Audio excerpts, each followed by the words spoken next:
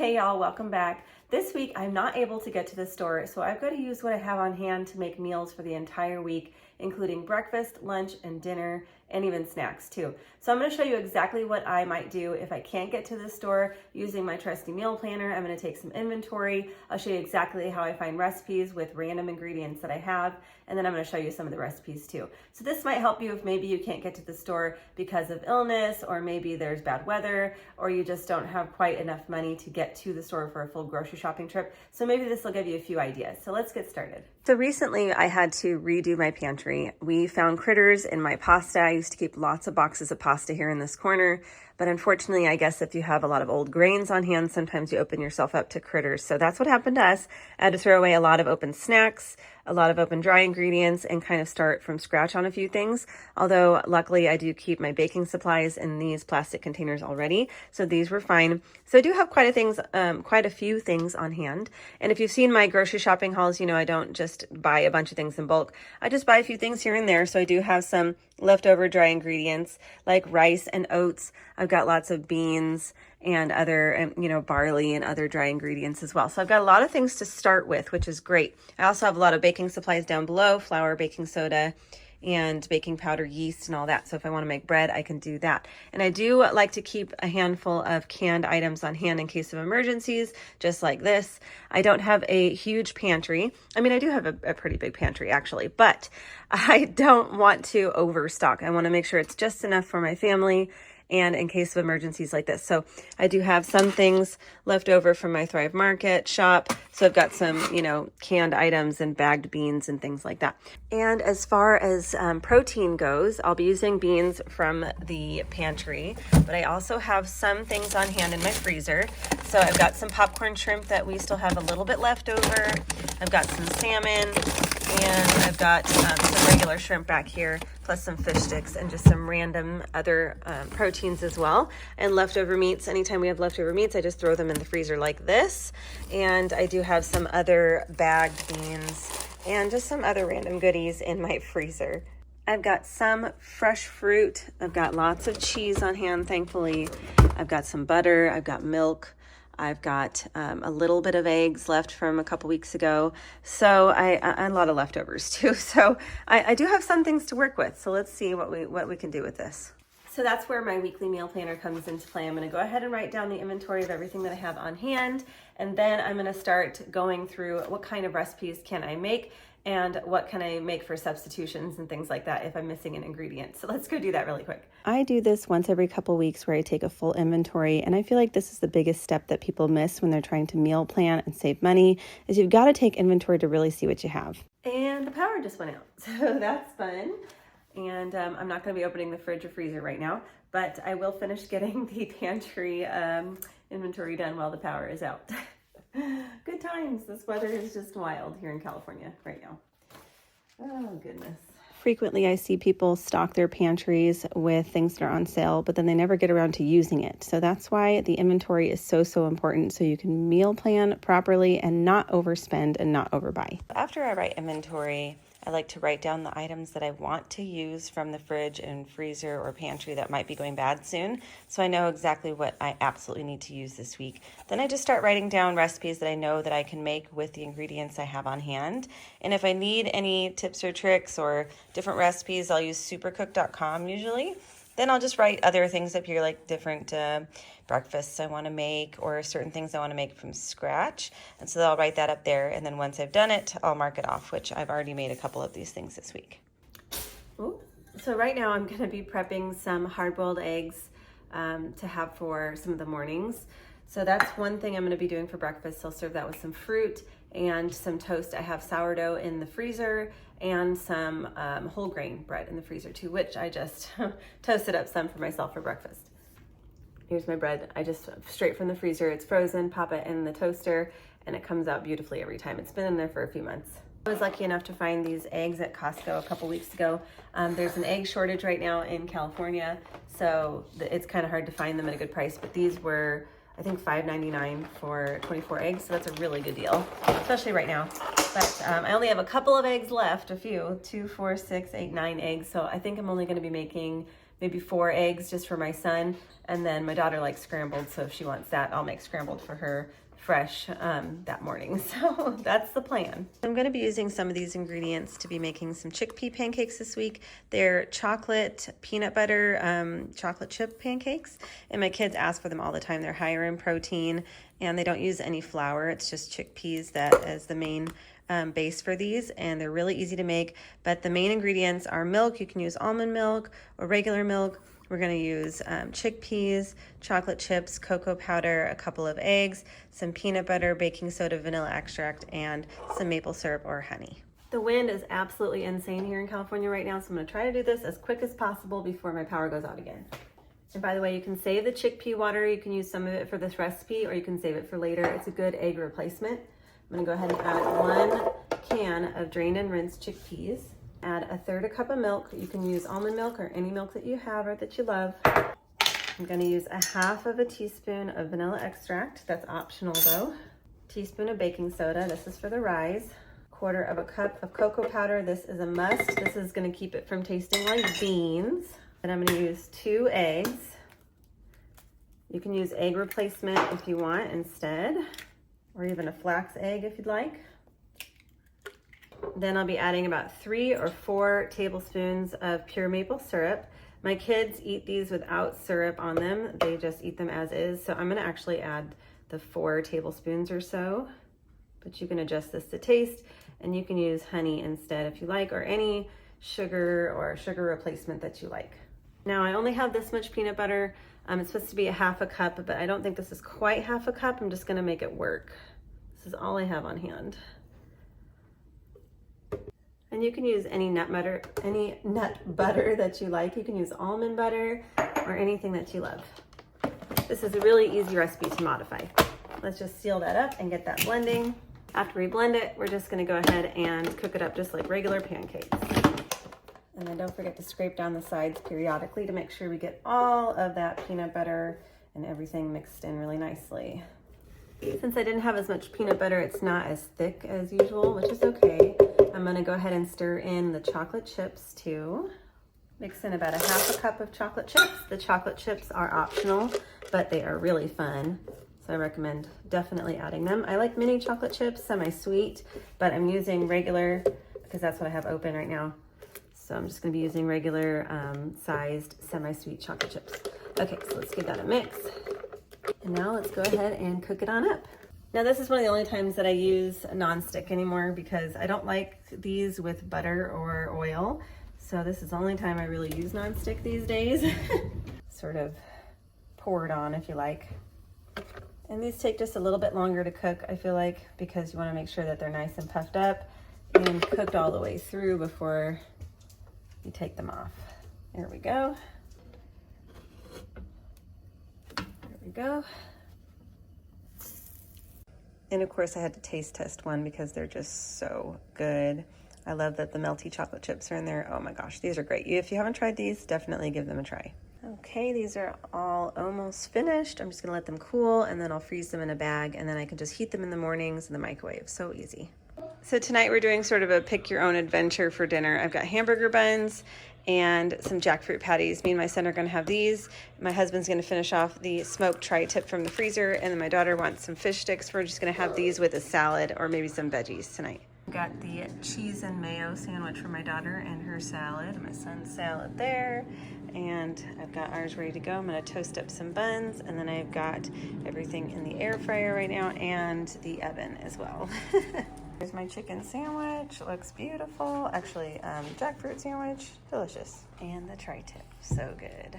Tonight for dinner, I'm gonna go ahead and use this salmon that I have here in the freezer. I'm gonna go ahead and power thaw this, and then I'm going to add some sauce to marinate it, and then we'll get cooking later tonight.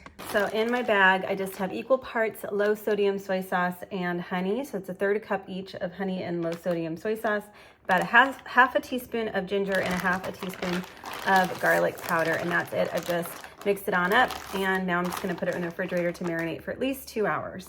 I've got a casserole dish ready to go, but you can use a parchment lined baking sheet or anything that you like here.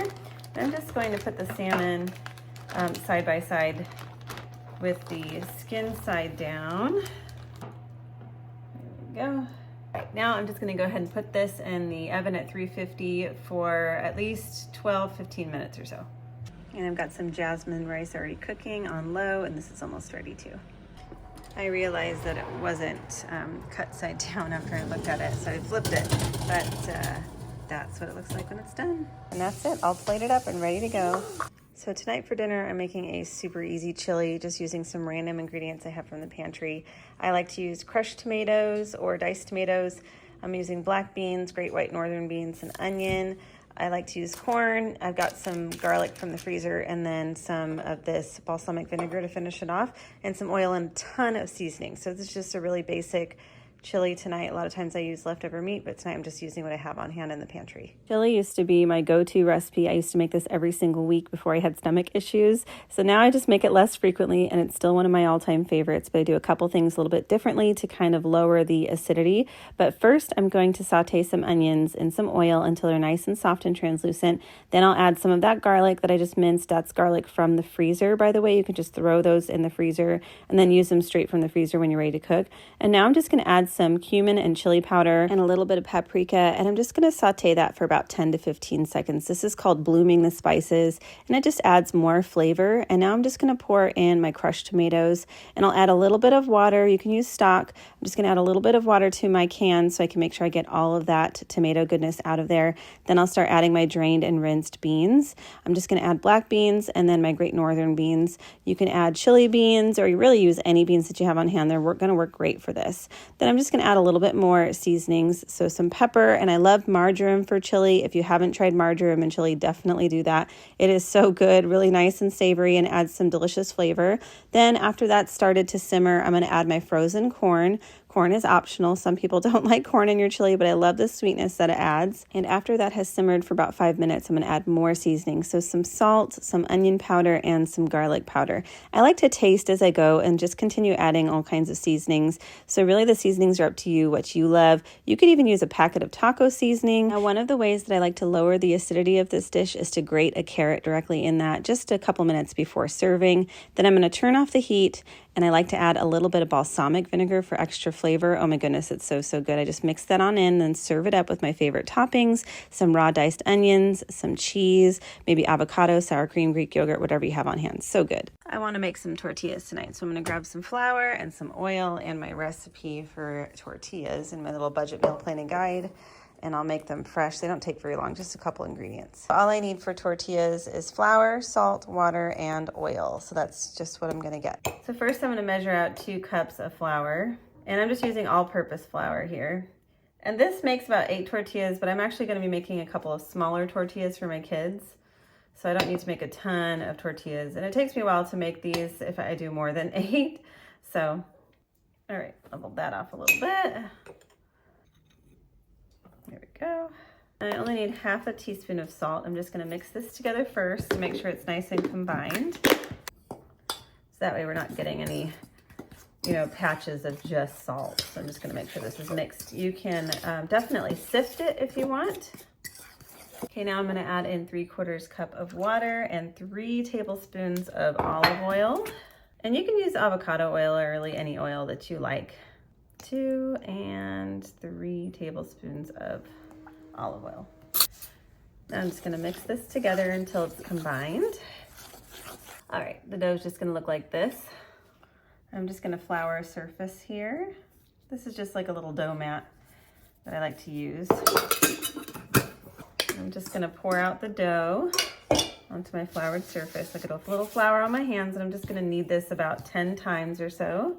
Now I'm just going to let the dough rest for about 10 minutes or so before I start cutting it. Okay, it's been 10 minutes. I put a little bit more flour on here. I think I should flour the surface a little bit more because this dough is pretty sticky. And I'm just going to separate this into sections so I can roll them into balls and flatten them. It's going to be pretty easy. Okay, now I'm just going to separate it with my bench scraper here. Just makes it easier to separate it into relatively even pieces.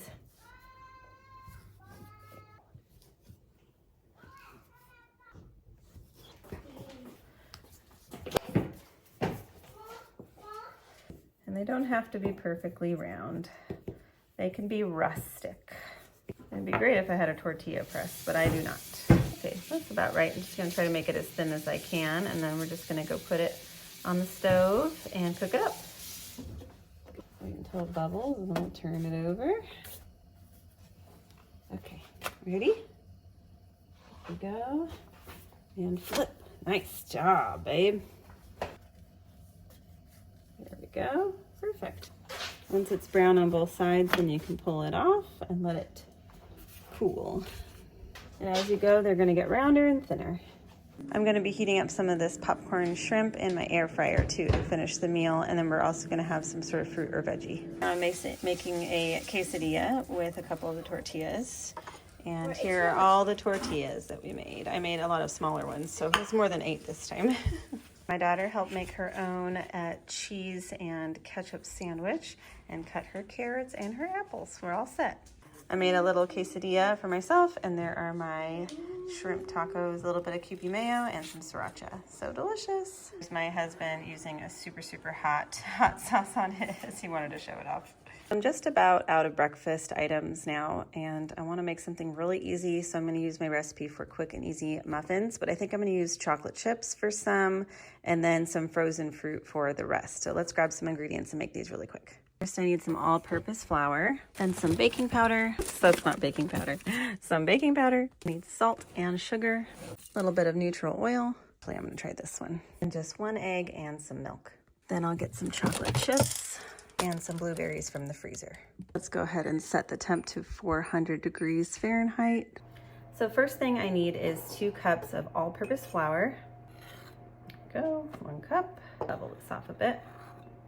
There we go, about 2 cups. And I'm gonna sift in the other ingredients. Next, I need 3 teaspoons of baking powder. 2, 3. Half a teaspoon of salt. And 3/4 of a cup of white sugar.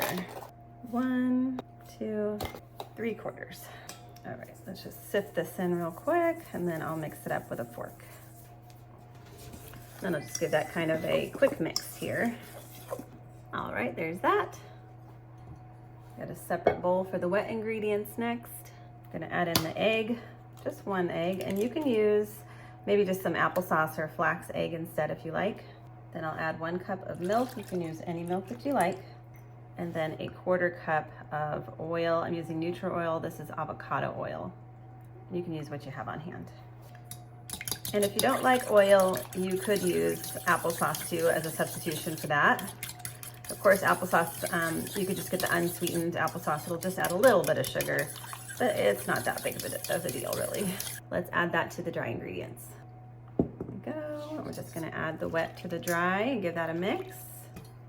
So that's nice mixed together. So what I'm gonna do actually is I'm going to put some batter in with nothing in it, just directly in here, and then top it with some chocolate chips. So let's do that really quick. So I'm just gonna use my little 1/4 cup scooper here. Scoop some in. And I've got some semi-sweet chocolate chips. I'm just going to put some on top, and then I'll just kind of stir them in really quickly, I think. Okay, so I'm just gonna kind of jostle that around to get that sort of mixed in. All right, now to the remainder of the batter, I'm just gonna add a few blueberries, and I'm not measuring. Just gonna add some. And I'm just gonna give that a little stir here. Now I'll just scoop that in there. It's gonna be loaded with blueberries. Oh my goodness, I love it. Now I'm just gonna pop these in my oven at 400 degrees Fahrenheit for about 20 to 25 minutes. It's been about 22 minutes. Let's see if they are ready. I'm just gonna put a toothpick in and see if it comes out clean. Oh my gosh, look how gorgeous. These look amazing. Wow. All right, I'm gonna test the big ones here. Yep, those look good.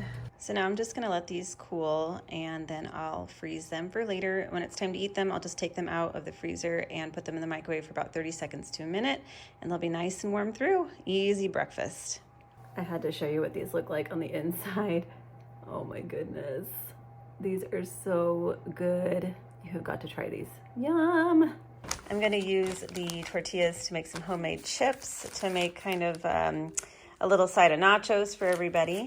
And I also have a couple of taquitos that I'm going to cook up to go with it. Homemade chips are super easy to make. You're just going to stack your tortillas, cut them in half, and then cut them in half again, and then in half again and again, just to get, you know, the chip shape, just getting the, you know, the triangles. But if you want, you could even use cookie cutters to make fun shapes for holidays. We've done that before too.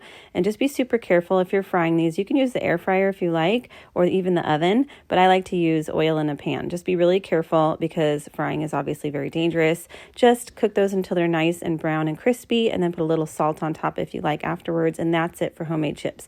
You could even use these tortillas to make homemade taco shells too, just by baking them or frying them up. Nothing better than homemade. So good. There's the taquitos, some salad, just really basic. Got the quesadilla for my son, fish sticks for my daughter. And then my nachos are here, super basic. I'm just gonna put salsa on top. I hope you got some ideas for things to make in your home and some new recipes for you to try. And I hope I've inspired you to try to use what you have on hand. Maybe try to skip grocery shopping for an entire week and see what you can really make with what you've got. I mean, that is the main way that I save money, is that I'm always looking at what I have on hand first before looking at, you know, what I need to go shopping for. So if you're looking to save money this year, that's the place that I recommend that you start. Start by taking inventory, seeing what you can make. And then if you have to go to the store, just pick up the things that are on sale or just the things that you need to complete meals, and that is it. And then keep an eye out for all the sale items and clearance items too, of course. But if you have any suggestions or recommendations or requests or anything like that for future videos, please leave those down in the comments. I've got a lot of meal plans coming your way. I've got a new one where I'm using, I think, about $25 in groceries. That should be out in a couple of weeks. So keep your eye out for that. And of course, if you haven't subscribed yet, do that. Give this video a thumbs up if you've enjoyed it. And of course, leave any comments in the section down below. And I hope you have a wonderful day. Of course, YouTube thinks that you want to watch another video. So go ahead and click on that. Enjoy that. And I'll see y'all in the next one. Bye.